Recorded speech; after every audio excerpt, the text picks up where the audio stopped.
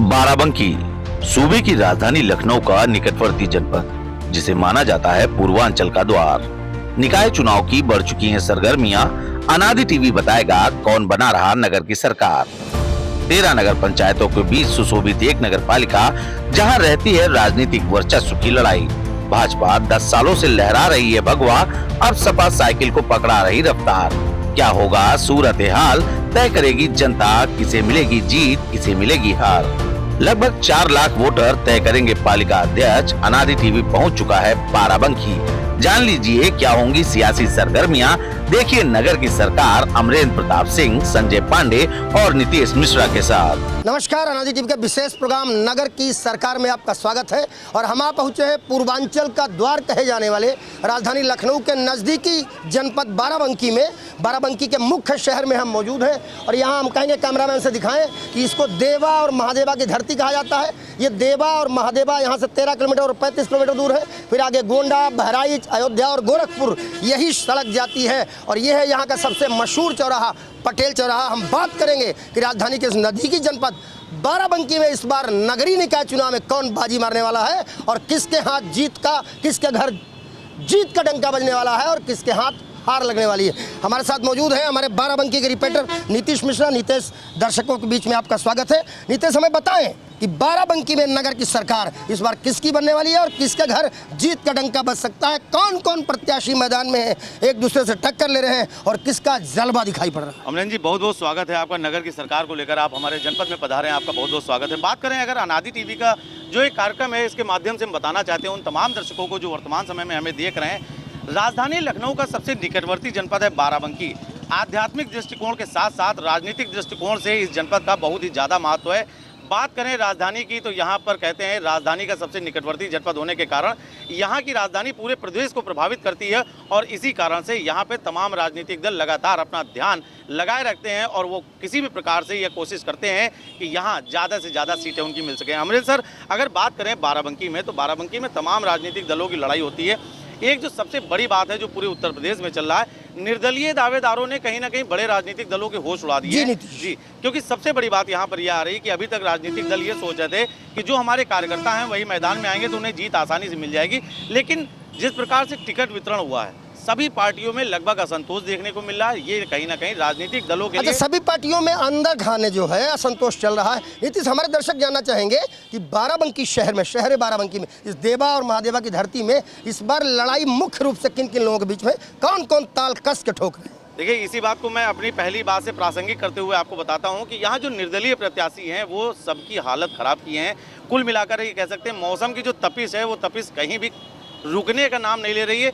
गर्मी इतनी बढ़ चुकी है सर कि यहाँ पे व्याकुलता बहुत ज़्यादा है। लेकिन साख बचाने के लिए यहाँ पर सभी प्रत्याशी मैदान में है। बात करें अगर लड़ाई की तो कहीं ना कहीं बहुजन समाज पार्टी कमज़ोर दिख रही है।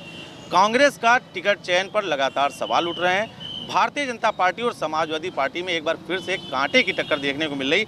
बाराबंकी की सर अगर बात करें तो यहाँ पर भारतीय जनता पार्टी 2 बार से चेयरमैन की सीट पर दावेदारी कर चुकी है। कभी एक समय में इस जनपद की नगरपालिका की सीट को समाजवादी पार्टी का गढ़ कहा जाता रहा, लेकिन उसमें सेंध भारतीय जनता पार्टी लगा चुकी है। बिल्कुल नीतीश, जैसा कि आपने बताया कि भारतीय जनता पार्टी ने सपा के इस गढ़ में सेंध लगाई।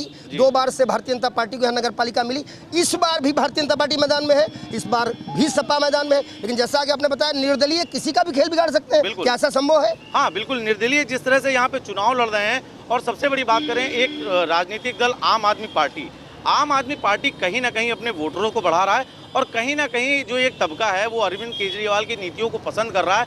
यहाँ का जो प्रत्याशी है, हालांकि वो राजनीति में तो नया है, लेकिन जिस प्रकार से उसको समर्थन मिल रहा है अमरेंद्र जी, वो कहीं ना कहीं अप्रत्याशित है, जिसका बारे में उस प्रत्याशी ने भी नहीं सोचा होगा। तो कहीं ना कहीं ये लगता है कि जो छोटे राजनीतिक दल हैं, बड़े राजनीतिक दलों के चूल्हे हिलाने में जरूर सहायक सिद्ध होंगे।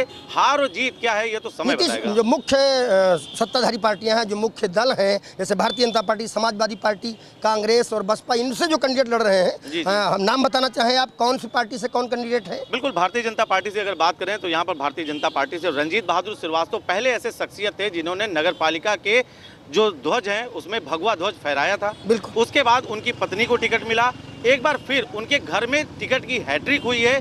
हैट्रिक की कगार पर है। जीत हार आने वाले समय में ही तय की जाएगी। लेकिन यहाँ से यानी जो समाजवादी- भारतीय जनता पार्टी के कैंडिडेट जी। हैं वो उनके पति मिलाकर के चेयरमैन रह चुके हैं 2 बिल्कुल, बार। और ये- अच्छा, समाजवादी पार्टी जो कैंडिडेट है जरा उनके बारे में बताइए। समाजवादी पार्टी की अगर बात करें पारिवारिक राजनीतिक घराने के बारे में, इस घराने तो इस परिवार का राजनीतिक घराना काफ़ी पुराना नाता रहा है। यहाँ सुरेंद्र सिंह वर्मा रहे हैं, उनकी पत्नी शीला सिंह वर्मा को इस बार टिकट मिला है। अखिलेश यादव ने भरोसा जताया है। शीला सिंह वर्मा 2 बार जिला पंचायत अध्यक्ष रह चुकी हैं। उनके पति सुरेंद्र वर्मा यहाँ ब्लॉक प्रमुख रह चुके हैं। और जो सबसे बड़ी बात है कि उनके बड़े भाई जो हैं संग्राम सिंह वर्मा राज्य मंत्री भी रह चुके हैं, कई बार विधायक भी रह चुके हैं और बड़े नेता माने जाते हैं। और खासकर कुर्मी समुदाय में उनका अच्छा खासा यानी प्रभाव भारतीय भी- जनता पार्टी और समाजवादी पार्टी में निश्चित रूप से एक बड़ी टक्कर है, क्योंकि दोनों राजनीतिक घराने हैं, वो भी 2 बार चेयरमैन पद बिल्कुल। पत्नी मिलाकर रह चुके हैं, यहाँ मंत्री कुल भी रह मिलाकर चुके हैं, अगर- विधायक भी रह चुके हैं। जी, कुल तो मिलाकर इसका अगर मतलब बात- बड़ी टक्कर इनमें बिल्कुल, है। कुल मिलाकर अगर बात करें तो यहाँ पर आम जनता की जो बात है उनका कहने वाला साफ तौर पे शाब्दिक अर्थ ये निकल रहा है सर कि राजयोग से राजयोग टकरा रहा है, क्या होगा अंजाम। राजयोग से राजयोग टकरा रहा है, आपने बिल्कुल खरी दी। लेकिन अन्य जो प्रत्याशी हैं, जैसे आपने बताया बसपा का जो प्रत्याशी है या कांग्रेस का प्रत्याशी कमजोर जरूर है, लेकिन वो लगातार मेहनत कर रहे हैं। आम आदमी पार्टी को आपने कहा कि बहुत तगड़ी लड़ाई वो लड़ रहे हैं, तो कहीं ना कहीं ये नुकसान पहुंचा सकते हैं किसी को भी, बीजेपी को भी, बिल्कुल। सपा को भी, और निर्दलीय उसके आगे। बिल्कुल नीतीश बिल्कुल बताना ये- चाहें। बिल्कुल ये वास्तविक बात है कि जो निर्दलीय प्रत्याशी हैं वो कहीं ना कहीं निर्णायक भूमिका तय करेंगे। बात करें अगर अंदरूनी बातों की, तो अंदरूनी बातों के हिसाब से जो हम लोग शहर में जाते हैं, भ्रमण करते हैं, चाय की दुकानों से लेकर पान की दुकानों पर जो गपशप होती है, वहाँ ये जरूर कहा जा रहा है कि जो निर्दलीय प्रत्याशी हैं अभी वो लड़ तो रहे हैं, लेकिन संभवतः वो सत्ता में आने के बाद या अगर बीजेपी जीतती है तो वो फिर से एक बार उस पार्टी का दामन थाम सकते हैं। लेकिन अभी तक जो सर यहाँ की स्थिति है वो बहुत ही कांटे की टक्कर और ज़बरदस्त टक्कर देखने को मिल रही है। हालांकि भारतीय जनता पार्टी के जो यहाँ के चेयरमैन प्रत्याशी हैं उनके पति हमेशा यहाँ पे एक ऐसा माहौल तैयार कर देते हैं जो आखिरी समय में चुनाव को पलट देता है।